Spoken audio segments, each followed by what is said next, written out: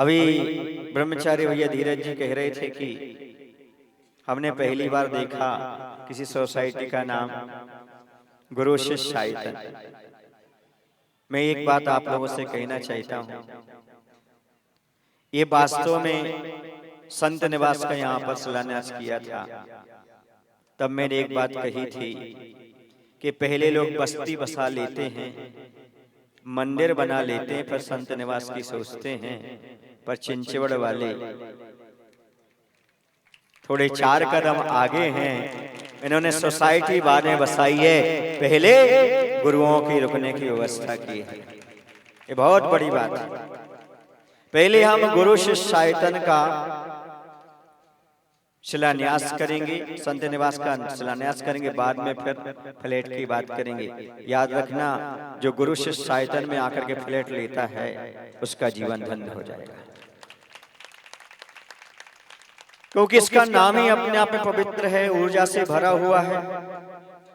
और आप जब भी जाएंगे, हाँ, पूज्य निर्यापक श्रमण नियम सागर जी महाराज ने इसका नाम दिया है, बहुत बड़ा है। उनको भी हम सब यहीं से नमोस्तु प्रस्तुत करते हैं।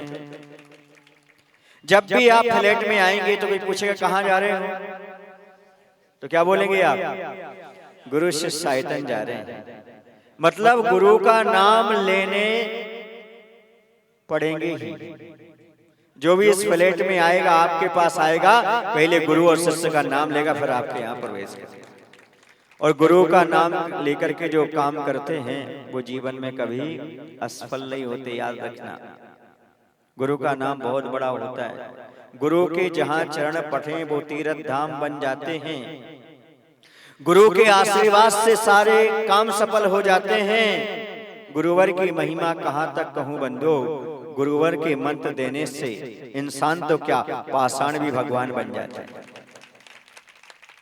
गुरु की महिमा अपने आप में बड़ी निराली होती है। अंत में आचार्य भगवान एक संकेत देकर के गए थे उनको, आपको बुंदेलखंड जाना। इसका अर्थ क्या हुआ? निमित्त ज्ञानी थे, वो ये समझ रहे थे कि आचार्य विद्यासागर जी का संग यदि कहीं गुरुकुल बनेगा तो बुंदेलखंड जाने के बाद बनेगा। यहाँ के लोगों ने ताली अच्छी से नहीं बजाई इस बात पर, क्या बात है, क्योंकि बुंदेलखंड के बहुत सारे लोग यहाँ पर बैठे हुए हैं, वो समझ रहे होंगे। और आचार्य ने कहा भी कि हीरे की खदान यदि कहीं है तो बुंदेलखंड में मुझे प्राप्त हुई थी।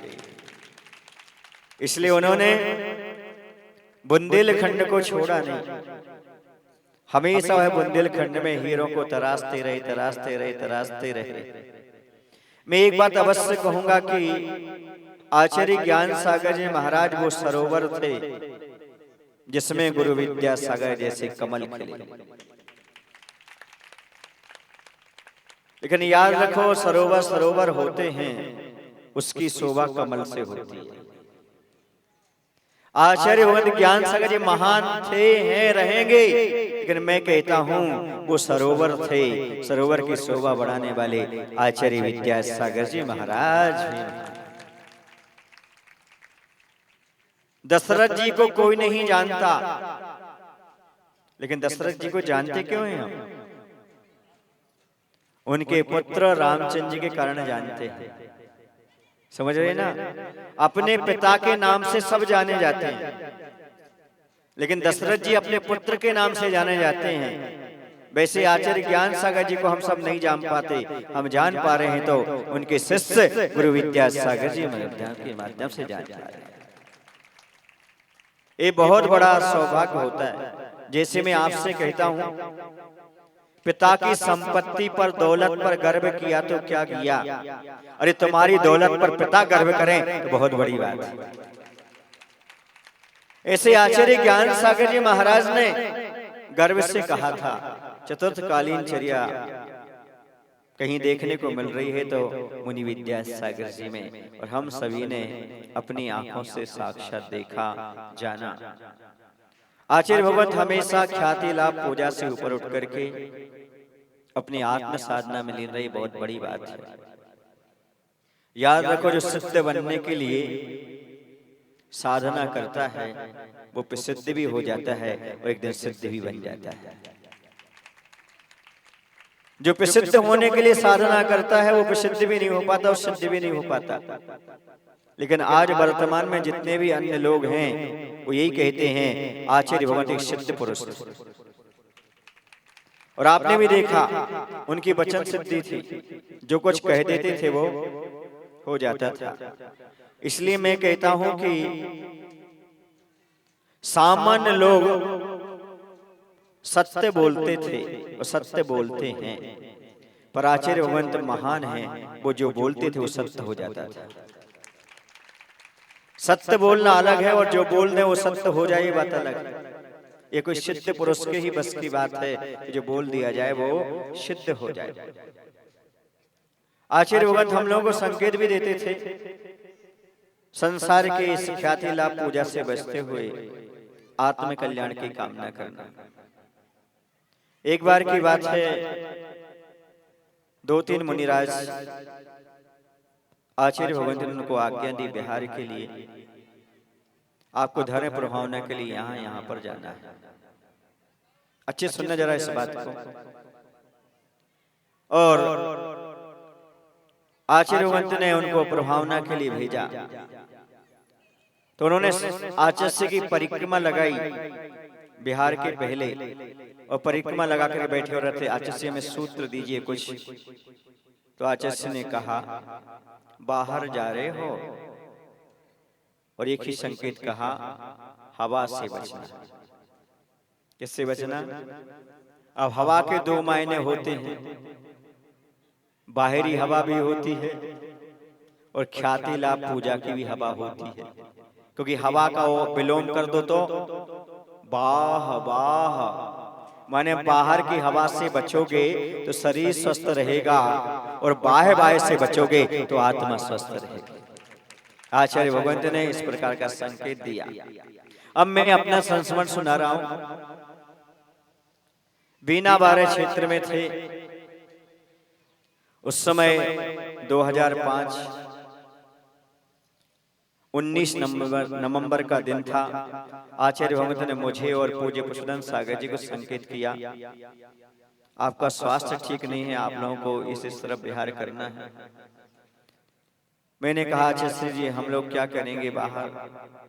तो आचार्य ने एक ही संकेत किया था, सुनना अच्छी तरह से। उन्होंने कहा समाज में जा रहे हो, समाज के वाद विवाद में मत पड़ना, समाज के वाद विवाद में मत पड़ना, समाज को अनेकांत और शादवाद पढ़ाना और स्वयं पढ़ना। ये आचार्य भगवंत के संकेत रहते थे, और मैंने आचार्य भगवंत को उन्हीं संकेत को माना। मैं समाज की कमेटी के किसी वाद विवाद में नहीं पढ़ता, मैं तीनों टाइम अनेकांतवाद और शादवाद पढ़ता हूँ और पढ़ाता हूँ, स्वाध्याय कराता हूँ। ये आचार्य भगवंत के सूत्र हैं जो जीवन जीने की सामग्री है। वो कम शब्दों में बहुत कुछ कहे जाते थे, मैं तो ये कहता हूँ गागर में सागर भर जाते थे। ऐसे संकेत अपने आप में बहुत महत्वपूर्ण हैं। ऐसे संकेत मिलना बहुत दुर्लभ है, जो आचार्य भगवंत अपने शब्दों में सब कुछ बता रहे हैं। क्योंकि जो स्वाध्याय करता है वो वाद विवाद नहीं करता, जो वाद विवाद करता है वो स्वाध्याय नहीं करता। इसलिए मैं सब जगह होकर के आगे आ, चाहे तमिलनाडु हो चाहे कर्नाटक महाराष्ट्र, वाद विवाद नहीं किया, सबको अनेकांत और शादवाद पढ़ाने का प्रयास किया। धन्य वो गुरु महाराज जो इन सबसे दूर रहते हुए भी हम सभी को दूर रहने की प्रेरणा देते रहते थे।